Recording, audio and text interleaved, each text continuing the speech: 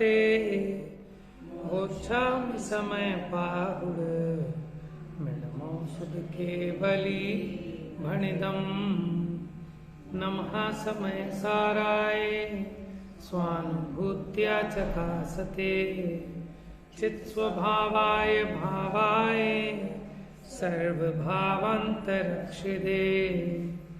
निज स्वरूप को परम रस जामे भरो अपार वंदो परमानंदमय समय सार अधिकार।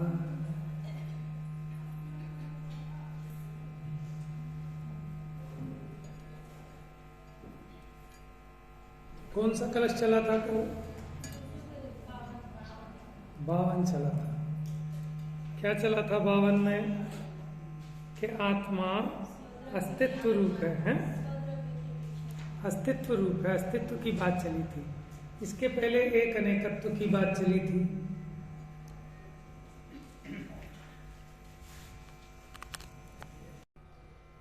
देखिएगा,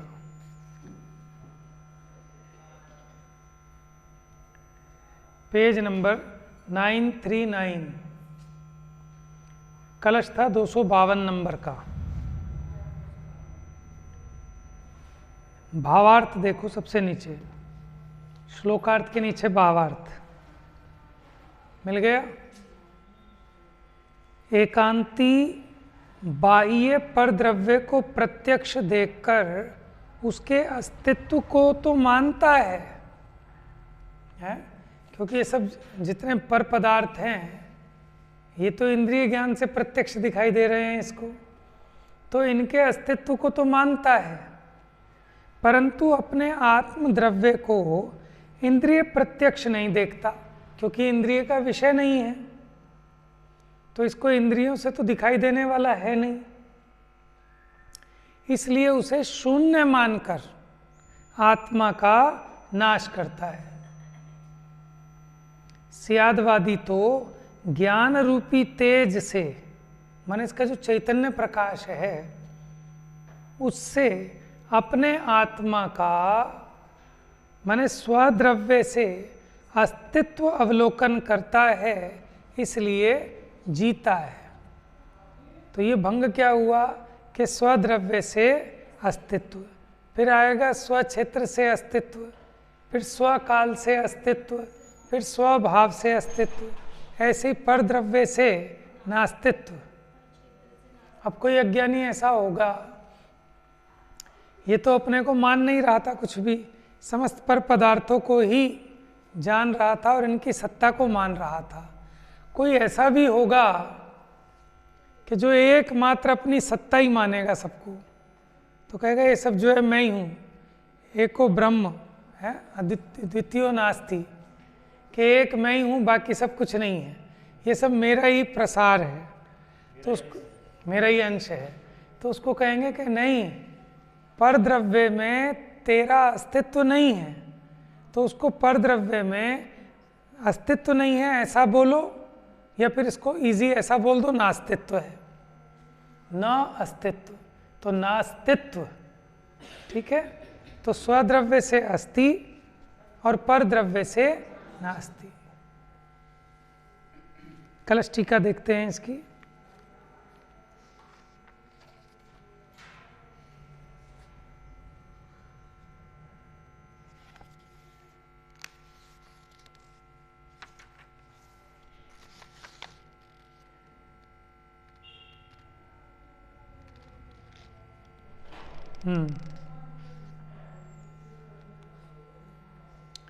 कोई एकांतवादी मिथ्या दृष्टि ऐसा है, क्योंकि अनेक अनेक प्रकार के हैं ना, तो इसलिए इनको लगाना पड़ रहा है कोई एकांतवादी मिथ्या दृष्टि, क्योंकि कोई कैसी मान्यता रखता है, कोई कैसी मान्यता, एकांत अनेक प्रकार के हैं।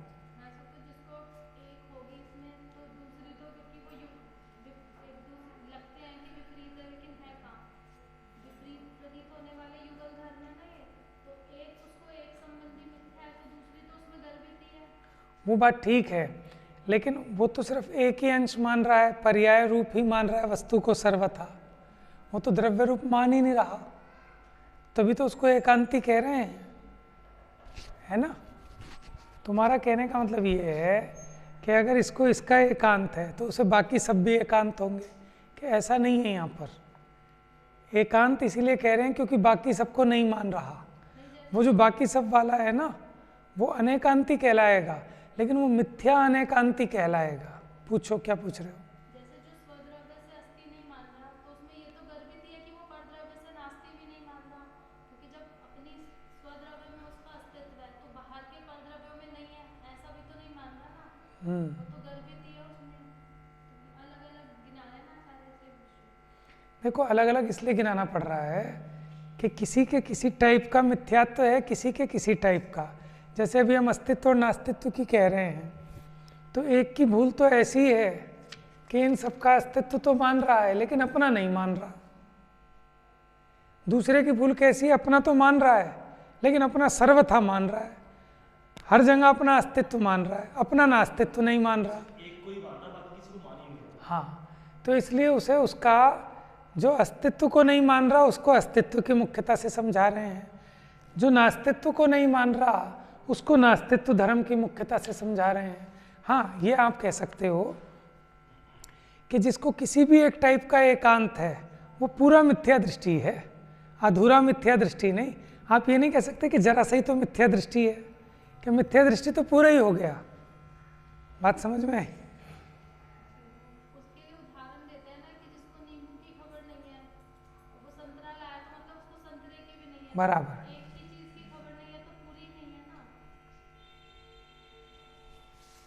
देखो, ये तो है ही, जिसको अपने अस्तित्व की खबर ही नहीं है, जो जीव को नहीं जानता वो अजीव को भी नहीं जानता, क्योंकि सापेक्ष है। जो स्व को नहीं जानता वो पर को भी नहीं जानता है। तो इसको तो पता ही कुछ नहीं है, लेकिन फिर भी कोई एक मुद्दा लेके बैठा है ये, तो हम इसे तो उसी मुद्दे की तरफ से समझाएंगे ना। है तो पूरे ही अज्ञानी, इसे ना तो द्रव्य का पता ना पर्याय का पता, और जैसा ये पर्याय को मान रहा है ऐसा एकांत तो है नहीं, है ना। तो इसलिए हम पर्याय को तो मान ही रहा है सर्वथा, लेकिन सर्वथा जैसा मान रहा है ऐसा नहीं है। तो इसके लिए हम उसे दूसरा पक्ष दिखा रहे हैं, बस इतनी बात है। फिर हम अलग एग्जाम्पल ले आए दूसरे के लिए, तीसरे के लिए अलग ले आए। इसी प्रकार जगत में भी ऐसे मिथ्या मान्यता वाले हैं ना, जो षट दर्शन है, कि एक क्षणिकवादी है बौद्धमती, कि वो क्षणिक को ही मान रहा है, यानी शाश्वत को नहीं मान रहा, अनित्य मान रहा है, नित्य को नहीं मान रहा। तो उसने एक ही तो माना ना, एक तो माना, यद्यपि वो जो एक माना वो भी ठीक नहीं माना, क्योंकि उसको सर्वथा मान लिया।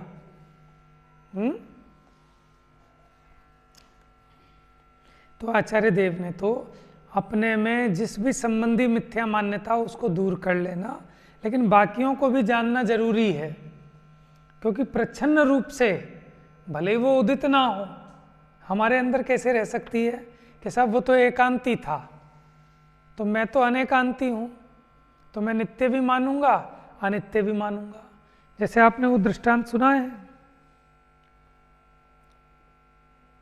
पुरुषार्थ सिद्धि उपाय में आया ये, कि अंधुर विधानम, जो अंधे हैं 7 अंधे, तो वो कैसे हाथी को पहचानते हैं। एक अंधे ने पैर को हाथ लगाया तो वो क्या कहता है, हाथी कैसा है, खंबे जैसा है। मुझे आज समझ में आ गया, आज मैंने जिंदगी में पहली बार हाथी को देखा। कि कैसा देखा, कि खंबे जैसा देखा। दूसरा कहता है कि मैंने हाथी देखा, उसने पेट को हाथ लगाया तो कहता है ढोल जैसा है। कैसा है? तीसरा कहता है झाड़ू जैसा है, इसने पूंछ को हाथ लगाया।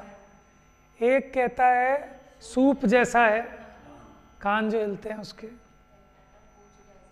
ठीक है, अब ये हैं सब एकांती। कैसे हैं? एकांती हैं। अब कोई कहे तो पागल हैं, झगड़ रहे हैं, तो मैं इन सबको मिला दूं तो मैं ठीक हो जाऊंगा। अब सोचने की बात है, मैंने उदाहरण इसलिए दिया कि मुझे ये पॉइंट समझाना है कि हम समझते हैं कि ये तो आत्मा को सर्वथा नित्य मान रहा था, ये अनित्य मान रहा था, तो अब ये गड़बड़ हो रही थी, अब मैं नित्य भी मान लूँगा और अनित्य भी मान लूँगा, कि डबल गलती हो जाएगी। जैसा वो नित्य मान रहा था ऐसा नित्य नहीं है, जैसा वो अनित्य मान रहा था ऐसा अनित्य नहीं है। और इस प्रकार तो दोनों को मानने में विरोध आता है कि इस अपेक्षा तो बनता नहीं। उसी प्रकार जैसे वो कह रहे थे, अब वो इसको मिलाएं, कैसे मिलाएंगे कि हाथी ढोल जैसा भी है, हाथी खंबे जैसा भी है, हाथी सूप जैसा भी है, ऐसा कैसा हाथी बनेगा? समझ में आया? हमें ऐसा लगता है कि इन सारे एकांतों को मिला दो तो वो अनेकांत हो जाएगा। अरे भैया वो मिथ्या अनेकांत होगा। कि फिर कैसे समझना? कि ऐसे समझना कि कान की अपेक्षा सूप जैसा है। कैसे? हाथी सूप जैसा है, किस अपेक्षा? कान की अपेक्षा। हाथी झाड़ू जैसा है, किस अपेक्षा?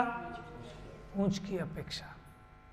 हाथी ढोल जैसा है, किस अपेक्षा? लेकिन एक सावधानी रखना, मैं इसलिए कहता हूँ उदाहरण देने में बहुत सावधानी चाहिए और गड़बड़ भी हो सकती है। अब ये जो मैंने उदाहरण दिया, इसमें तो पूंछ अलग है, कान उधर है, पेट इधर है, टांग इधर है, इसमें तो प्रदेश भेद है। लेकिन आत्मा में ऐसा प्रदेश भेद मत समझ लेना। जैसे मैंने कहा कान की अपेक्षा सूप जैसा है, ऐसे ही आत्मा द्रव्य की अपेक्षा तो नित्य है। द्रव्य तो भीतर और पर्याय बाहर।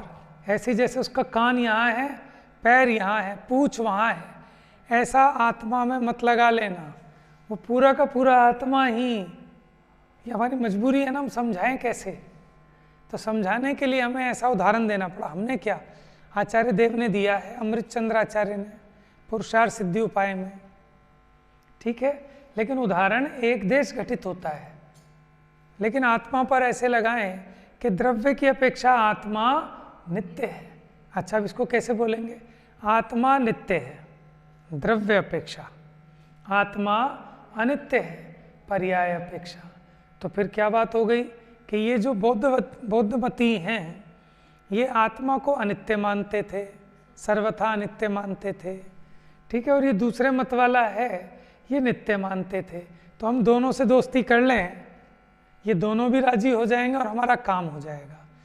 कि ऐसा सामंजस्य बन नहीं सकता। समझ में आया? ठीक है, दो गलत मिलकर एक सही नहीं होते। जैसे देखो, गर्म और ठंडा ये विरोधी धर्म है, ठीक है। अब कोई कहे अग्नि गर्म है, जल ठंडा है। अब मैं इन दोनों को मान लेता हूँ मिला के एक, तो हो जाएगा गर्म भी और ठंडा भी। नहीं, हमारी अपेक्षा क्या थी कि वो जल गर्म है तो उसकी अपेक्षा कुछ अलग थी, और वही जल ठंडा है कि कौन सा, कि जो गर्म है वही जल ठंडा है, कोई अलग नहीं। उसी प्रकार जो आत्मा नित्य है वही पूरा का पूरा आत्मा अनित्य है, लेकिन अपेक्षा बदलेगी। किस अपेक्षा? कि जब आप उस आत्मा को, क्योंकि देखो आत्मा में युगपत अनंत धर्म युगपत रहते हैं, नित्यत्व धर्म भी है, अनित्यत्व धर्म भी है, ठीक है। अब आप जिस अपेक्षा, जिस धर्म को मुख्य करके देखते हैं तो पूरी वस्तु उस रूप दिखाई देती है।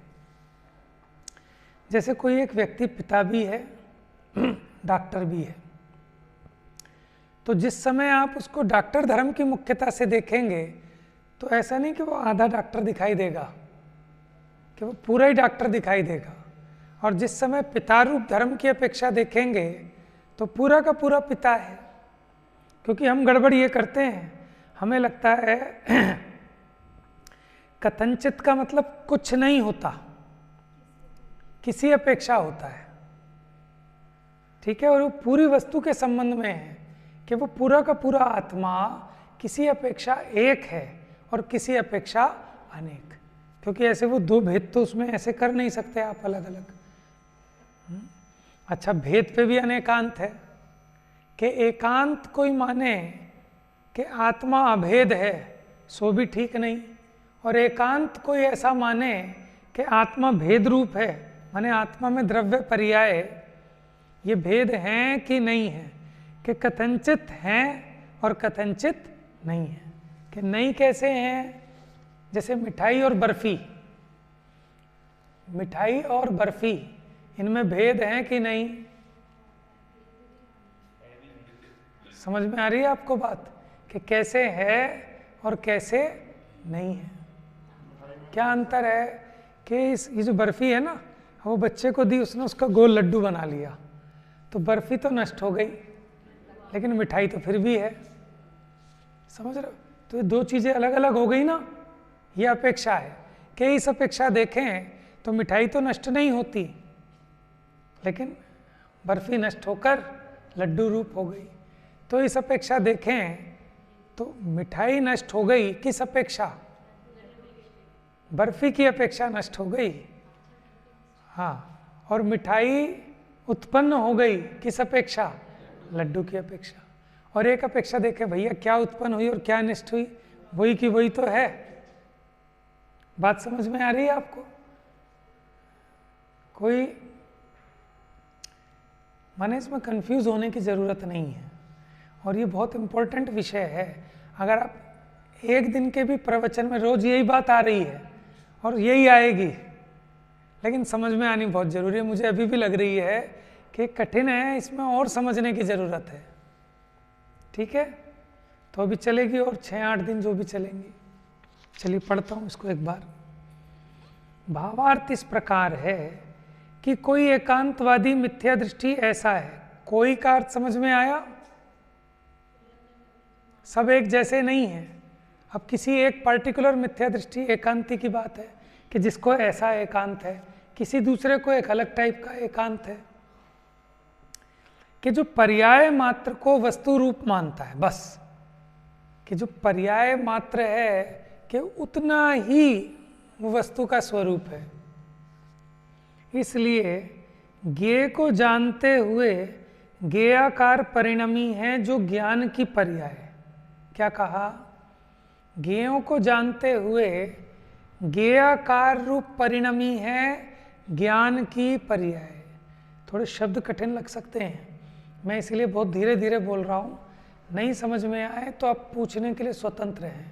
देखो, जिसने करी शर्म उसके फूटे कर्म। तो कहाँ शर्म करनी और कहाँ नहीं करनी? जहाँ करनी चाहिए वहाँ हम नहीं करते, जहाँ नहीं करनी चाहिए वहाँ करते हैं। तो यही तो मिथ्या दृष्टि का लक्षण है कि जो है उसको उपादेय मानते हैं और जो उपादेय हैं उसको हे मानते हैं। समझ में आया? तो ज्ञेय को जानते हुए ज्ञेयाकार परिणमी है जो ज्ञान की पर्याय। ज्ञेयाकार परिणमी है मतलब जैसा बाहर में ज्ञेय है उसको जानने रूप परिणमित हुई है। कौन? हम इसको ऐसा भी कह सकते हैं, आत्मा। कोई आपत्ति तो नहीं है। अगर आपको आपत्ति लगे तो समझना कि आपको अनेकांत समझना पड़ेगा। हम ये कहें कि ज्ञान की पर्याय जानती है और कोई ये कहे कि आत्मा जानता है, तो क्या दोष है?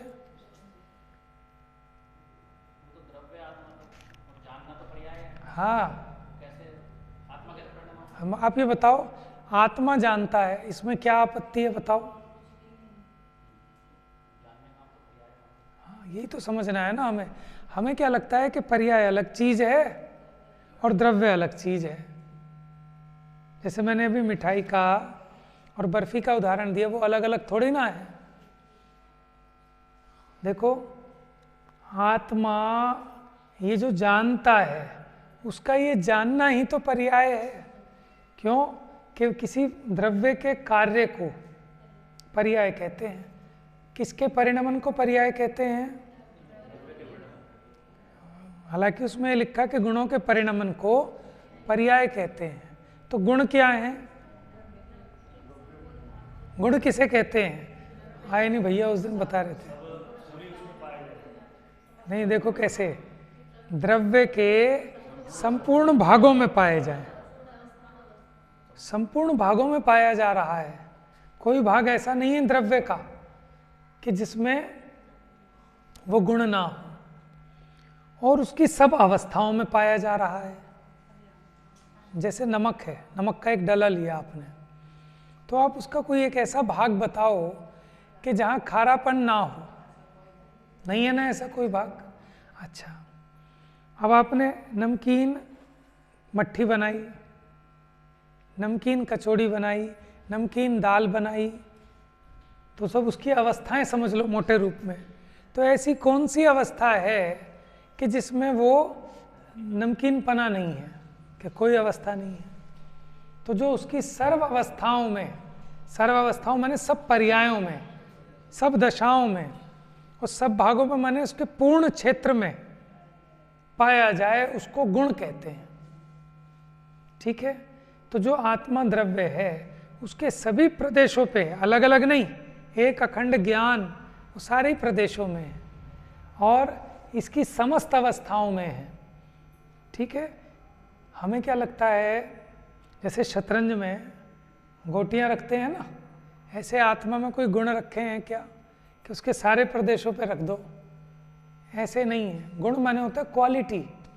कोई भी एक चीज़ है उसकी कोई क्वालिटी होती है ना। केवल ज्ञान है, छाया ज्ञान है, ये तो फिर गुण नहीं हुए। है केवल ज्ञान, छाया ज्ञान है, गुण थोड़ी होते। ठीक है, सब अवस्थाओं में तो दिखाए जाते हैं। हाँ, नहीं, पक्का है। ये तो अपने आप में खुद एक अवस्था है। गुण की परिभाषा है ना कि जो वस्तु के सब भागों में और संपूर्ण अवस्थाओं में पाया जाए। तो आप घटित कर लो, जो केवल ज्ञान है वो संपूर्ण भागों में तो है, ठीक है, लेकिन सब अवस्थाओं में कहाँ है जीव की? जब ये निगोदिया है, संसारी माने छद्मस्त है, तब तो नहीं है केवल ज्ञान। तो केवल ज्ञान तो गुण नहीं है, लेकिन ज्ञान संपूर्ण भागों में है और सर्व अवस्थाओं में है। लेकिन अगर कहोगे मति ज्ञान, तो मति ज्ञान गुण नहीं है। क्यों? क्योंकि आत्मा के सारे प्रदेशों में तो है, लेकिन संपूर्ण अवस्थाओं में तो नहीं है। केवल ज्ञान होने पर मति ज्ञान तो नहीं है, तो इसलिए गुण नहीं है। ये क्या है? गुण का कार्य, गुण का परिणमन। और जो गुण का कार्य है उसे हम द्रव्य का कार्य कहें तो भी कोई आपत्ति नहीं है। ठीक है, द्रव्य गुण पर्याय इन तीनों की कोई सर्वथा भिन्न सत्ता हो ऐसा नहीं है।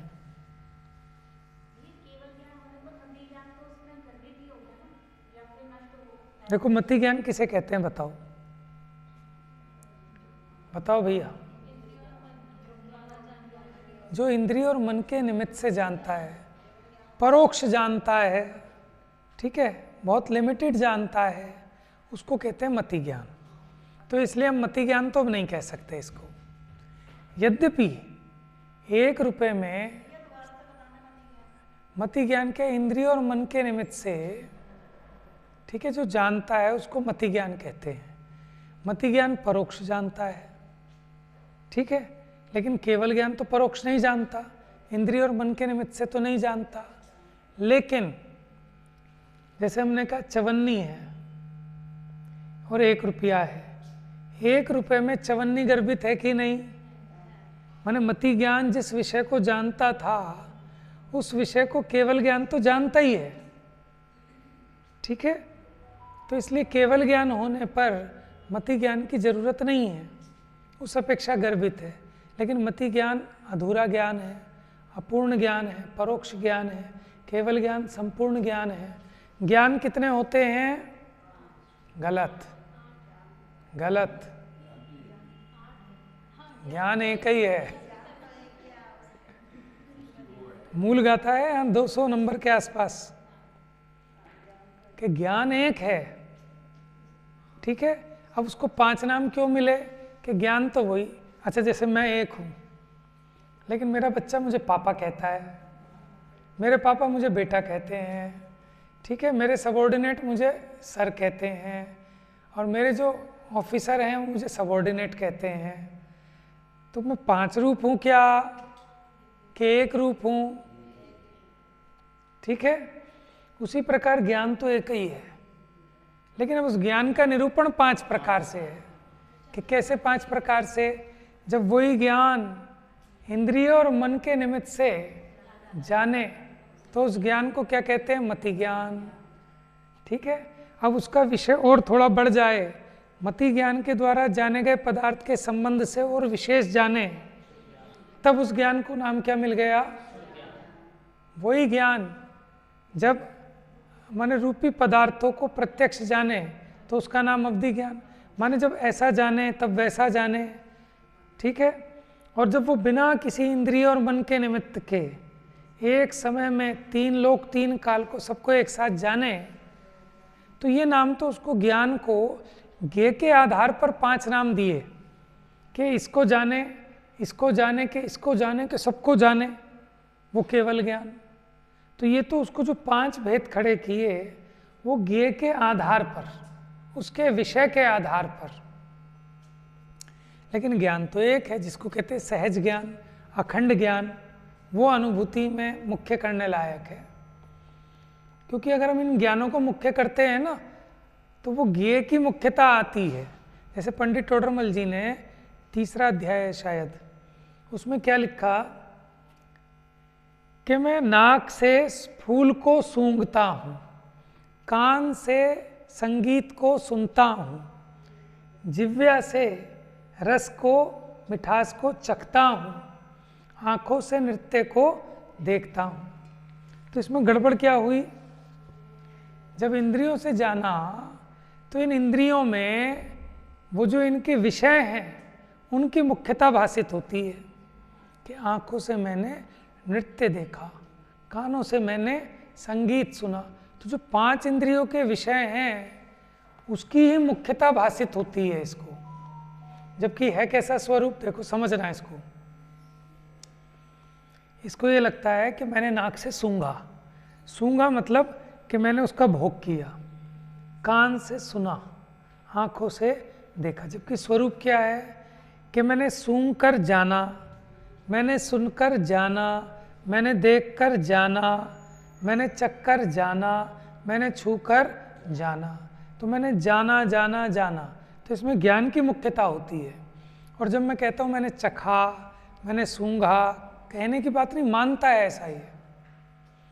इसलिए वहाँ टोडरमल जी ने लिखा कि इसको ये इंद्रिय ज्ञान में ये ज्ञ की ही मुख्यता भाषित होती है।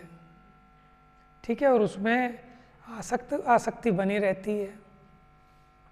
एक ज्ञान सामान्य का अवलोकन नहीं करता। ठीक है, तो इंद्रियों से जानते हुए भी ये नहीं देखना कि मैंने सुना, मैंने देखा, मैंने सूंघा।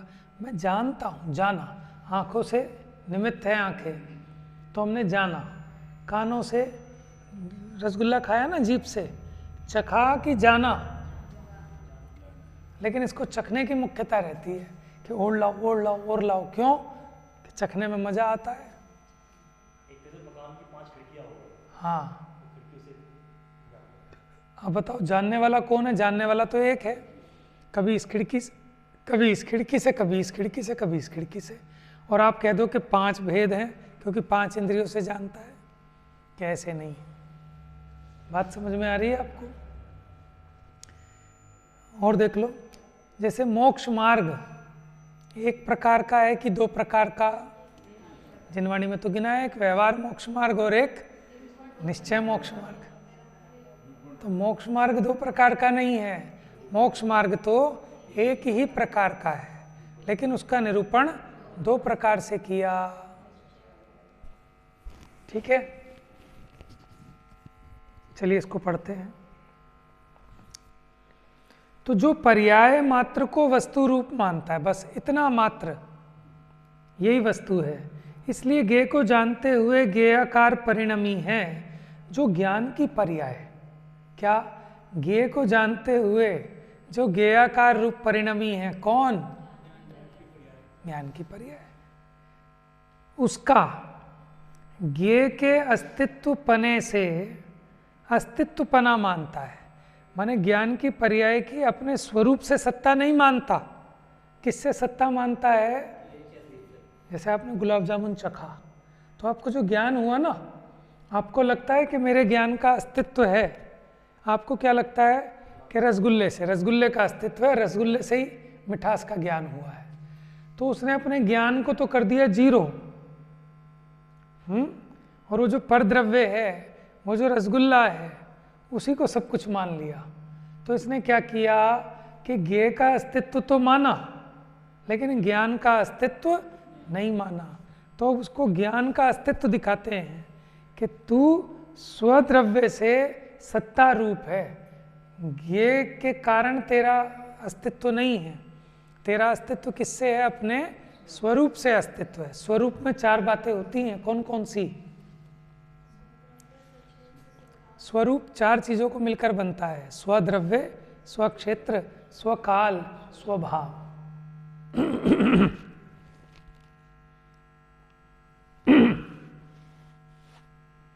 ज्ञेय से भिन्न, वो ज्ञेय है ना, जितने ज्ञान में जानने में आ रहे हैं, ज्ञेय से भिन्न निर्विकल्प ज्ञान मात्र वस्तु को नहीं मानता है। सभी अज्ञानियों को ये हो रहा है कि हमें घटपट आदि तो दिख रहे हैं, तो भजन है ना, सबको तो जाना निज को न जाना, मने से अपने ज्ञान की सत्ता ही ख्याल में नहीं आ रही। ये तो आता है कि मैंने गुलाब जामुन को चखा, मैंने फूल को सूंघा, मैंने नृत्य को देखा, इन सब की तो मुख्यता भासती है, लेकिन अपने ज्ञान स्वभाव की मुख्यता नहीं आती इसको। इससे ऐसा भाव प्राप्त होता है कि परद्रव्य के अस्तित्व से ज्ञान का अस्तित्व है, ज्ञान के अस्तित्व से ज्ञान का अस्तित्व नहीं मानता। उसके प्रति उत्तर इस प्रकार है कि ज्ञान वस्तु का अपने अस्तित्व से अस्तित्व है, माने अपने स्वपने उसका अस्तित्व है। उसके भेद 4, ज्ञान मात्र जीव वस्तु स्वद्रव्य पने से अस्ति, स्वक्षेत्र पने से अस्ति, स्वकाल पने से और परद्रव्य पने से नास्ति, पर क्षेत्र पने से नास्ति, पर काल पने से नास्ति। इसका मतलब रसगुल्ले का ज्ञान रसगुल्ले के कारण नहीं होता। अरे वाह भाई वाह, गजब की बात बता दी।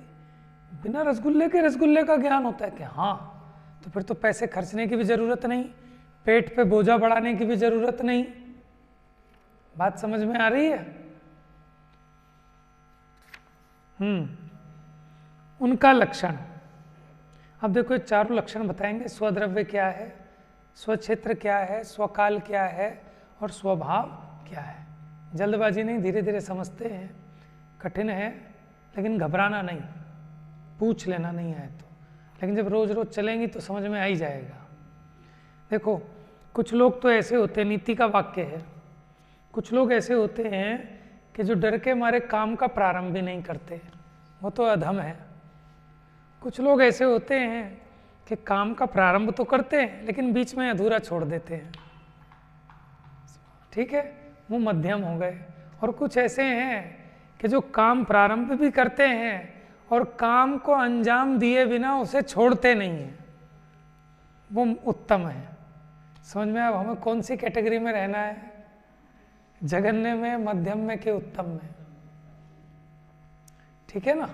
तो हिम्मत नहीं हारना, क्योंकि हिम्मत हार गए, देखो कई बार क्या होता है कि कई बार मुश्किल चीज़ होती है ना, तो कुछ लोग तो सरेंडर करके बैठ जाते पहले ही कि हमें तो समझ में आनी ही नहीं, तो उसको तो आ ही नहीं सकती, उनको तो साक्षात तीर्थंकर परमात्मा भी आ जाएं तो भी नहीं आएंगी, ठीक है। इसलिए वक्ता की ये भी जिम्मेदारी है कि इतना बोझिल और इतना टफ भी ना कर दे कि बंदे पहले ही हाथ खड़े कर दे। जैसे उस दिन बच्चों की प्रतियोगिता हुई और बच्चों ने कहा कि भाई सुनाने भी पड़ेंगे कौन कौन से पे कौन कौन सा भजन है, तो सबने सरेंडर कर दिया था। यहाँ सबने कहा भैया हम तो जवाब दे ही नहीं पाएंगे, हम तो देख के ही देंगे, इनाम देना हो दो, नहीं देना हो मत दो, तो गेम ही खराब हो जाएगा सारा। समझ में आया? तो हिम्मत मत हारना, मैं ज्ञान का सागर हूँ, मेरे में से केवल ज्ञान उत्पन्न होगा, ये तो बहुत छोटी सी बात है। और ये जो समझ में आता है ना, ये परिणामों की विशुद्धि से समझ में आता है। अगर अपने परिणामों में हम निर्मलता लाएंगे, अपने परिणामों को निर्मल करेंगे, तो आपको सोते सोते सपने में ही सारा समझ में आ जाएगा। समझ में आया? बहुत ज़्यादा दिमाग लगाने की ज़रूरत नहीं है। आप तो अपने परिणामों को सुधारो, आप तो अपने भावों को अच्छा बनाओ, विशुद्ध करो, तो सारा ज्ञान गिफ्टेड मिलता है। जिनके परिणाम पूरे सुधर गए उनको केवल ज्ञान गिफ्ट में आता है। 12वां गुण स्थान हो गया ना, वीतरागी हो गए, पूरी कसाय नष्ट हो गई, तो उन्हें क्या मिलता है गिफ्ट में? केवल ज्ञान। कि जिनको कुछ नहीं चाहिए उनको तो दे रहे हो, जिसको चाहिए उसको दे नहीं रहे। समझ में आया? यही जगत की रीति है। ठीक है। जा वाणी के ज्ञान से सूझे लोकालोक,